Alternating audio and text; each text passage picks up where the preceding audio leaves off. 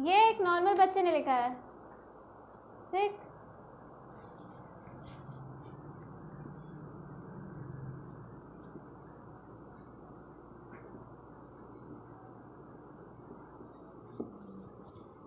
अब ये एबनॉर्मल नहीं, एक लर्निंग डिसेबिलिटी से जा रहे एक बच्चे ने। अब चलो मैंने बता दिया कि उसको लर्निंग डिसेबिलिटी है, तो तुम लोग आराम से बता ले रहे हो। अगर उसी का माँ बाप देखेगा, सबसे पहले उसका क्या रिएक्शन होगा? ये उल्टा सीधा ABCD देख के, 2 चाटा इधर 2 चाटा इधर, गाल लाल, रिजल्ट यही होता है, राइट?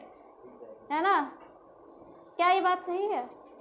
कभी भी क्या पेरेंट कभी सोचेगा कि हो सकता हो कि ये बच्चा इसमें और इसमें अंतर न कर पा रहा हो सकता है ना? पेरेंट्स को लगेगा कि बच्चा दिमाग से बुद्धू है, ठीक। भाई बहन क्या कहेंगे उसको? बुद्धू बुद्धू बुद्धू, ठीक। सही बात है? सही बात है?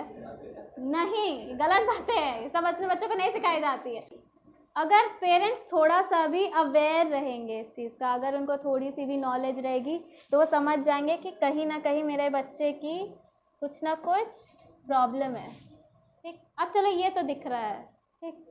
मान लो अगर ये भी उसने उल्टे हाथ से लिखा हो, तो ये भी अगर उल्टे हाथ से लिखा हो, तो उसमें फ़र्क कैसे करोगे?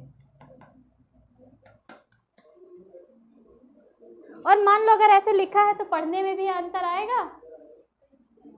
हाँ, हर डिसेबिलिटी का एक ड्रॉबैक होता है, क्या? उसके स्पीच और लैंग्वेज पे पड़ती है।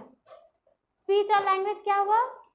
बोलने समझने की शक्ति पे, ठीक। अगर बच्चा ब्लाइंड है, अगर पढ़ नहीं पा रहा, देख नहीं पा रहा, तो क्या उसका बोलने का क्षमता पे तो होगा ना? कम्युनिकेशन स्किल्स क्या होगा उसका? 0। यही डेफ बच्चा है, अगर उसको साइन लैंग्वेज हमको नहीं आती, तो उसकी कम्युनिकेशन स्किल्स क्या होंगी? 0। यही लर्निंग डिसेबल्ड बच्चा है, उसकी कम्युनिकेशन स्किल्स क्या चल रही हैं?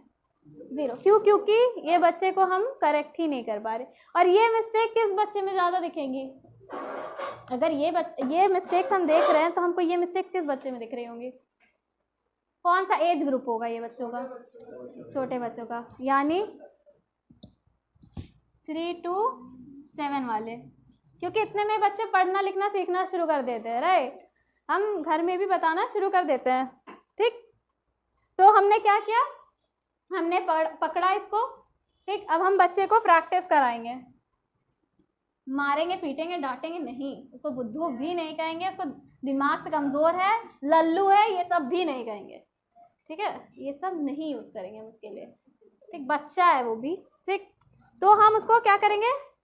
पहले तो उसका हाथ से उसको सही कराएंगे, शेप्स काटने को कहेंगे उसका, ठीक। इतना उसके बारे में उसको करेंगे कि वो उसको सही ही कर लेगा, ठीक। मारने डांटने से वो बच्चा कभी उस चीज़ को सही नहीं करेगा। एक टाइम के लिए मान लो 3 से 4 के बीच में सही हो जाता है, 5 में जाके वो फिर से मिस्टेक करेगा। क्यों? क्योंकि फिर आप तो कॉपी भी नहीं देखने जा रहे हो। क्यों? क्योंकि फिर आपके पास दूसरा 3 साल का बच्चा होगा जिस पे आप ध्यान दे रहे होगे। अभी बच्चा फिर से नेग्लेक्ट हो रहा, इसमें बच्चे की क्या गलती रहती? पेरेंट्स की गलती हो जाती। क्यों? क्योंकि पेरेंट्स ध्यान नहीं देते, नेग्लेक्ट करते हैं और उनको मोटिवेट भी नहीं करते, मार के भगा देते, कहते हैं अरे छोड़ो दूसरा वाला है ना, वो पढ़ने में तेज होगा, उससे उसकी कंपैरिजन करते हैं। फिर बच्चे का क्या होता है? मोरल डाउन हो जाता है। ऐसे फिर क्या बच्चे का पढ़ाई में मन लगेगा? उसकी डिसेबिलिटी को क्या होगा फिर? अब जो डिसेबिलिटी उसकी क्योर हो सकती थी वो और सीवियर हो जाएगी। तारे ज़मीन पे देखा है ना, उसमें क्या था? सेम चीज़ था, लर्निंग डिसेबिलिटी थी, और उसके पेरेंट्स ने उस पर ध्यान नहीं दिया तो वो सीवियर होते चला गया। फिर उसको कौन मिला? एक स्पेशल एजुकेटर मिला, आमिर खान, ठीक। और उसने उसको पकड़ा, उसको समझाया, उसको सुधारा, और फिर देख लो रिजल्ट तुम लोग सब सामने है। मान लो कभी ना अगर कुछ ऐसा हमको केस मिलता है तो क्या हम रहे उसकी तरफ से अवेयर रहेंगे, तो क्या हम अपने बच्चों को गाइड तो कर पाएंगे ना एटलीस्ट? मतलब एटलीस्ट हम तो गाइड कर लेंगे अब ना।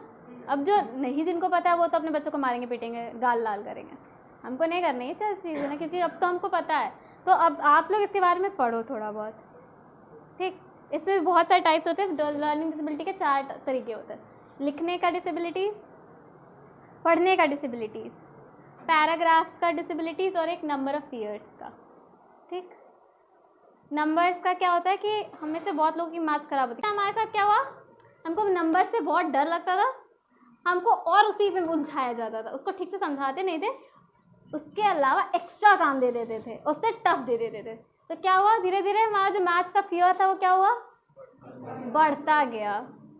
अगर हमको वही फन लविंग एक्टिविटीज़ में कराते, जैसे अब हम बच्चों को कराते हैं ना, गिनती सिखाना होता है तो कुछ बटन्स दे देते हैं, हाँ, काउंटिंग कराते फिंगर्स पे, अब बेकर्स दे देते। हमारे टाइम पे ऐसा कुछ नहीं था, हमारे टाइम पे खाली पेपर दे देते थे, पेन दे देते थे, कहते थे 2 का पहाड़ा याद कर लेना, बस खत्म, हमारा वही मैथ्स खत्म हो जाता था। उसके बाद मैथ्स पढ़ने का कोई इच्छा नहीं, कोई मन नहीं। ठीक, लेकिन हमको डिसेबिलिटीज़ नहीं थी। ठीक, उन बच्चों को लिटरली इस चीज़ से वो नहीं करेंगे, वो बनाना होगा कुछ, वो बनाएंगे कुछ। ठीक, उनको मैथ्स नहीं समझ में आएगी। ठीक, पैराग्राफ में क्या होता है कि बच्चा बोलते बोलते रहेगा और उसको अगर कोई एक वर्ड नहीं समझ में आएगा तो वो खा जाएगा। ठीक, मान लो जैसे हम कोई वर्ड पढ़ रहे हैं, पैराग्राफ पढ़ रहे हैं, ठीक, कहाँ लिखा है, कहीं कोई पैराग्राफ है जैसे, ठीक है, ये है ना, पॉइंट्स है। ठीक, financial accounting using GST, Photoshop, page maker, design, LibreOffice, office packages, hardware, C language, digital financial services, futuristic IT skills. मैंने पढ़ दिया, कितना खा गई मैं उसमें, खाई ना, मुझे वो शब्द ही नहीं पसंद थे, मैंने देखा ही नहीं, मैंने पढ़ा ही नहीं, वो मेरे लिए एग्जिस्ट ही नहीं करते। ठीक, लेकिन अगर तुम उन बच्चों को ध्यान दिलाओगे कि विथ टैली भी पढ़ो तो वो पढ़ेंगे, लेकिन फिर जब दोबारा तुम उनको अपने से पढ़ने कहोगी ना, फिर खा जाएंगे, वो गायब करेंगे, वो गायब उनको करना ही है। और वो बच्चों की गलती नहीं है, वो लल्लू नहीं है इस चीज़ में, हैं, वो बस वो नहीं कर पाते, वो चीज़ें वो नहीं पढ़ना चाहते, तो उससे भी हमको टैकल करनी है ना। सारा सिचुएशन एक तरफ होता है, ठीक है, लेकिन उसको ओवरकम करने का सिचुएशन सिर्फ एक होता है। ठीक, वो क्या होता है कि अगर आपने अपने से वो कर लिया है तो ठीक, आप किसी टीचर से कंप्लेन करके अपना सिचुएशन ओवरकम नहीं कर सकते, बच्चे को डांट के मार के सिचुएशन ओवरकम नहीं कर सकते। जब आप टीचिंग प्रोफेशन में हैं, जब आप इन बच्चों के साथ काम कर रहे हैं, या तो आपको एक्सप्रेसिव और पेशेंस होना पड़ेगा, या तो फिर आप छोड़ दो, आपसे ना हो रहा तो।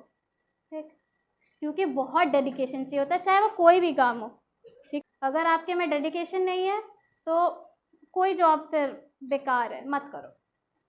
ठीक है, फिर हम लोग चलते उसी हैंडीकैप वाली सोसाइटी में, क्योंकि वो सोसाइटी उनकी होती है जो कुछ नहीं कर पाते। ठीक, कितने लोग होते हैं ना गांव में, वो सिचुएशन देखी तुम लोगों ने कि बच्चा दिमाग से थोड़ा कमज़ोर है तो उसको घर में बिठा दिया है, हाँ, और वो दिन पर दिन और ख़राब ही होता जाता है, होता है ना। लेकिन अगर हम उसके लिए एक, मतलब जो भी आस पास के गांव में या शहर में जो भी एनजीओ है, अगर उसमें भेज दें तो उसकी सिचुएशन सुधर सकती है, वो भी किसी लायक हो सकता है ना। ऐसे कितने बच्चे होते हैं जो कि पैरालंपिक्स में जाते हैं, है ना, वो भी तो फिजिकली डिसेबल्ड होते हैं, या फिर हार्ड ऑफ हियरिंग होती है, या विजुअली इम्पेयर्ड होते हैं, फिर भी अपना करते हैं ना, सब कुछ कर रहे हैं, प्रोडक्टिव हैं। एक हम ही लोग हैं जो कि बिना लैक ऑफ अवेयरनेस, नॉलेज की वजह से अनप्रोडक्टिव होकर सोसाइटी के किसी कोने में ब्लेम गेम खेल रहे होते हैं। ठीक है, तो हमको वैसा नहीं बनना है, हमको अच्छा नागरिक बनना है, अच्छा सिटीजन बनना है, एक अच्छा प्रोडक्टिविटी लेके आनी है, जिससे कि हमारा जो भी इन्वायरमेंट हो उसमें पॉजिटिविटी हमेशा बना रहे। ठीक है, वो बच्चों के लिए क्या होते हैं, स्पेशल स्कूल्स होते हैं, मेंटली रिटार्डेड या इलनेस से, ताकि उनका जो भी थोड़ा बहुत जो फंक्शनल है, ब्रेन का हिस्सा जो भी थोड़ा बहुत फंक्शनल है, उसको हम प्रोडक्टिविटी में यूज़ कर सकें। ठीक, ऐसे बच्चे ज़्यादा पढ़ नहीं पाते। ठीक, फिर इनके लिए क्या ऑप्शंस होते हैं, इनको क्या कैसी ट्रेनिंग दी जाती होगी, इतनी ट्रेनिंग दी जाती है कि ये अपनी ज़िंदगी इंडिपेंडेंटली जी सके, राइट, यानी अपने से कपड़े पहन सकें, सूसू पॉटी आराम से कर सके, अपने से नहा धो सके, अपने से खाना खा सके, और डेली के काम कर सके, जैसे अपने कपड़े खुद धो सके, ठीक, कहीं आ जा सके, हल्की फुल्की मार्केटिंग नॉलेज हो, समय देख सके, इतना इतना तो बच्चे कर ही सकते हैं ऐसे ना। हाँ, अब एकदम रूम में बंद कर दोगे तो वो अलग की बात है, उनको नहीं आएगा, ठीक है। लेकिन जब ऐसे बच्चों को हम थोड़ी सी भी ट्रेनिंग देते हैं तो वो बच्चे सीखना शुरू करते हैं, ठीक। अभी ऐसी ट्रेनिंग्स को हम थोड़ा और मॉडिफाई करते हैं।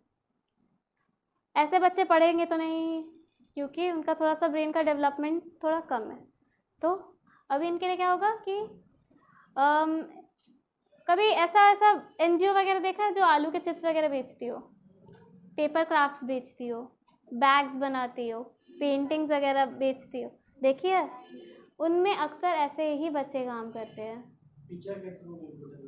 हाँ, इन बच्चों को वोकेशनल ट्रेनिंग दी जाती है। ऐसे बच्चे ये सब छोटी छोटी चीज़ें जो कि हाथ से बनाई जा सकती हैं वो बना के वेलफेयर और फंड इकट्ठा करते हैं, ठीक। जैसे होली का टाइम आता है तो एक सेंटर है देवा सेंटर, वहाँ पे बच्चे आलू के चिप्स बनाते हैं, बेसन बनाते हैं, मठरी बनाते हैं, और भी जो भी स्वीट्स वगैरह होते हैं वो बनाते हैं, एनवलप्स बनाते हैं, ठीक, पेपर बैग्स वगैरह बनाते हैं, टेलर किया हुआ बैग बनाते हैं। ये सारे आइटम्स जो छोटे छोटे देखोगे अक्सर जो अंग्रेज़ हैं बहुत शौक से खरीद के लेके जाते हैं। हमको तो लगता है कि हाँ ठीक है रद्दी है, क्या ही खरीद के करेंगे, लेकिन उसके पीछे का एक कॉज भी देखना चाहिए। अगर कोई NGO बेच रही है, ठीक, तो वो हमेशा एक एम्पावरमेंट की ओर का एक स्टेप होता है। हर चीज़ प्रॉफिटेबल नहीं होता है।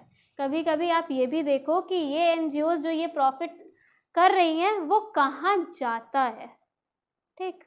अगर अभी मैं ही कुछ हैंडीक्राफ्ट बेचूं तो वो सब तो मेरे पॉकेट में आएगा ना।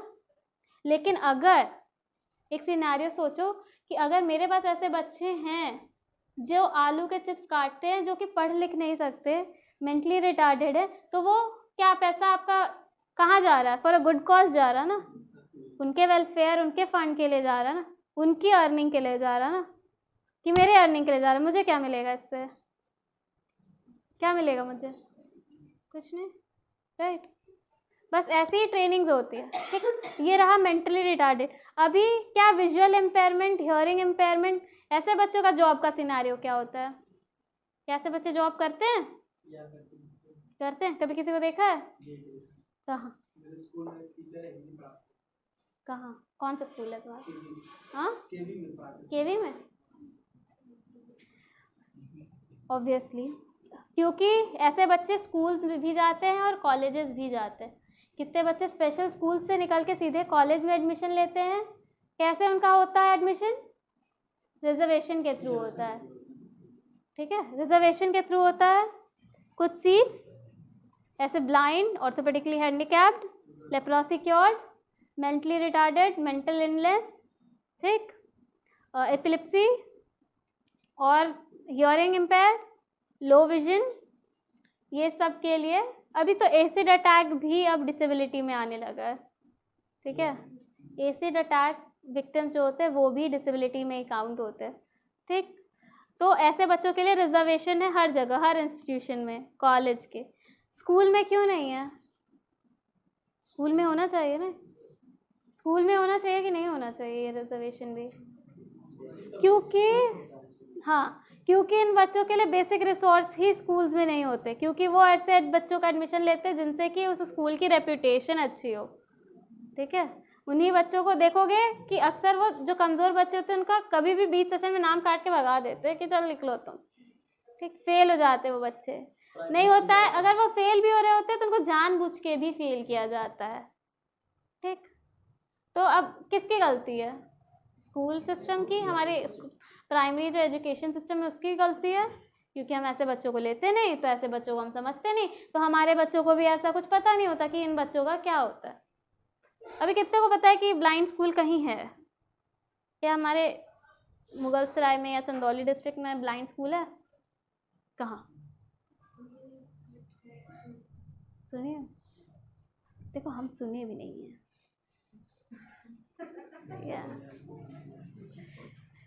चलो अभी मैं बनारस की बात करती हूँ। बनारस में ऐसे बहुत सारे सेंटर्स हैं, स्कूल्स हैं, ठीक। विजुअली इम्पेयर्ड के लिए जीवन ज्योति स्कूल है, एक नाम सुना है? श्री हनुमान प्रसाद पोद्दार सुना है? दुर्गा कुंड पे है, जस्ट दुर्गा मंदिर के अपोजिट में। वो सिर्फ बॉयज़ का स्कूल है, ब्लाइंड बॉयज़ का स्कूल है, ठीक। फिर आता है देवा सेंटर, वो किसके लिए है? Muscular dystrophy,